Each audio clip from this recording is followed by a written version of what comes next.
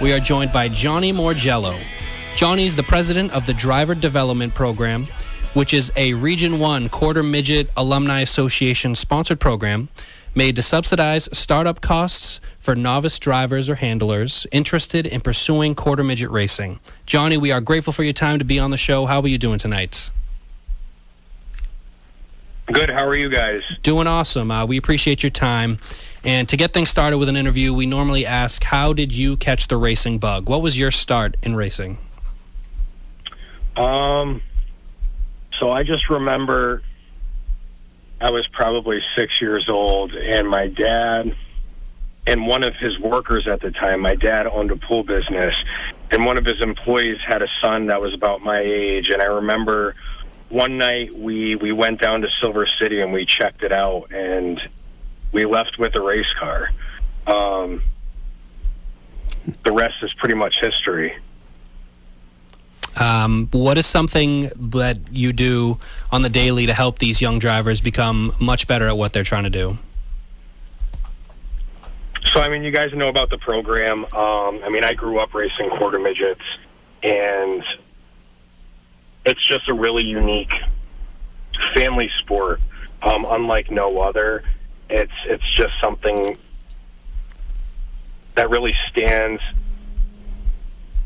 by itself with involving the whole family. I mean, the parents are basically the coaches, and you get out of it what you put in, and it's one of those things that you have to do together. You got to work on the cars together. Like I said, the parents are the coaches, and you're traveling with your friends and family. It's a really special sport. Johnny, one thing interesting about what you did, and I'll let you talk about it, but I'll set it up a little bit, is you realized that there was a need of starting a driver development program because people with a young kid who might be interested had really no clue how to get into the sport. And you recognized that need, and then you started, accessing cars and making them available for families for reasonable costs so that they could get into it. What inspired you to do that, and really, how did you recognize that? Because to me, that's what's hurting racing all around now, is people just don't know how to get involved. Yeah, definitely.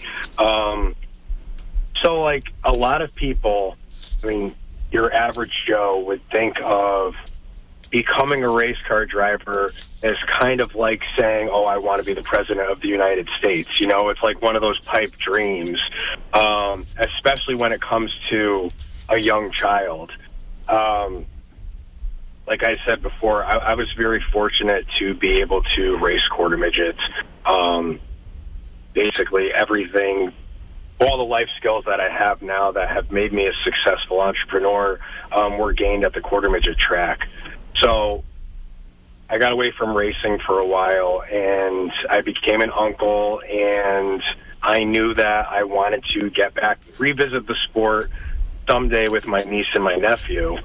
So it was during that COVID year where I wasn't working as much and I had a lot of time, and I wanted to stop by the track and just see how things were going. And I was there on a Saturday, and I was really surprised to see the car count as small as it was, because when I raced quarter midgets, Silver City was a thriving club. Like, it was the mecca of quarter midget racing. Any given weekend, you had 150 to 200 sign-ins. So I was pretty concerned because, I wanted my niece and nephew to have the same experience that I did. I also own a gymnastics gym where your program's only as strong as the base. So basically, you got to have those little guys in your program really early on, coming up through the levels, in order to have depth and for your program to really flourish competitively. So I started to draw parallels and just ask myself, why would this fall off so much? And instantly a no-brainer. It's just the startup cost is unsustainable. You know, like so many kids want to be, or they, like I said, it could be considered a pipe dream to want to be a race car driver, but I mean, it doesn't have to be. And I started to think of ways to make it more doable. So I started this alumni page on Facebook, and within 3 days we had over 600 members. And I figured, okay, I still have one of my quarter midgets from the 90s. So I have all these alumni on this platform now. I'm going to ask, like, hey, who else has cars?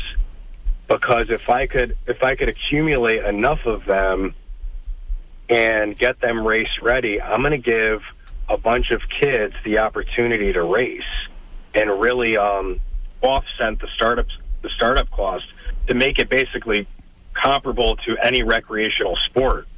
So basically the cost is no longer a variable. So that's what we did. I mean, that's how it started. I started asking in that group who still has equipment, and people started to message me and really enthusiastically start handing stuff over. And then I did a little bit of research back to the 90s when the club was doing really well, and it made a whole lot of sense because we always had 30 to 40 rookies. So the base was always really strong. You know, we had those young guys every year who would eventually progress through the ranks and stick with the club for 5 to 10 years. So I knew that was going to be my target number, around 30. So I ended up getting close to 40 cars. And one of the alumni who was helping me at the time, Dan Kaminsky, he actually drove down to Georgia and picked up like 12 cars and 20 motors. And we did a couple of those trips and brought everything back. And another alumni, Marty Membrino, helped me get all the cars together. I must have been working like 80-hour weeks. Like he would go there during the day and start prepping the cars, and I would go there at night. And it was very rare that we were actually in the shop together, but that's how we got all 40 cars prepared for that first year. But we got them race ready. I did a lot of marketing on social media to get the seats full. And, I mean, that was the beginning of the resurgence of Silver City. We got 36 rookies that year. The focus was on getting those kids to move into competitive classes as quickly as possible to start restoring the car count. And, I mean, fast forward 4 years now. I mean, that first year the club had 36 sign-ins, and last year we were sitting close to 200 weekly. So it's been a great success. Hi, Johnny. This is Jim. Well, that's fantastic, because I think one of the most hardest things about automobile racing is what you've done, found a way to make it affordable or get people interested in it, right? When you're a young kid, you want to play baseball, mom and dad sign you up, they buy you a glove, bat and ball, not all that expensive. You want to play soccer, set of cleats, basketball. How do you start an auto racing, right? It's where do you go? And then if you can, most of the time the cost kind of makes it hard for people to be involved. But, you know, this gives them a good chance to kind of see if they like it and then put that passion. And then, like you said, you learn skills like dedication, desire, determination. I think what you're doing is fantastic. Thank you. Yeah. And there's so many variables too. Like you said, you know, cost is definitely one of the biggest factors, but another one too is people are so intimidated by having no racing knowledge. So me and my guys, we do a new handler seminar every year, and we teach the guys the basics and just really give them the reassurance, and constantly remind them, like, you just got to show up every week and you will learn as you go. But yeah, I mean, it's been it's been really successful, and a lot of kids have had the opportunity to become race car drivers because of it. You know, that's fantastic, because that's a great thing you do, like set up these, some of us, because let's face it, a lot of fathers may not, they want to get their kid involved, but like you said, I didn't even think about that intimidation of, well, they don't know how to really work on a car. What's this do? What do I do? And they're going to feel lost, and they'd rather probably just, well, maybe we'll try baseball. They might steer them away from it, right? Yeah, and then you make it easy for them. Because we all think we can teach our kid baseball or basketball or whatever. And the other thing I always love about motorsports, it's the family aspect of motorsports, right? Whether, like myself, started going to races with my dad when I was little, and watching on TV and going to the track, or like you said, I'm sure some of your fondest memories, like you said, the whole family's involved. Heck, all my family go, my mom, my dad, all of us. And I'm sure maybe your mom is probably cooking the grilled cheese sandwiches while you and dad are in the garage working on the car, right?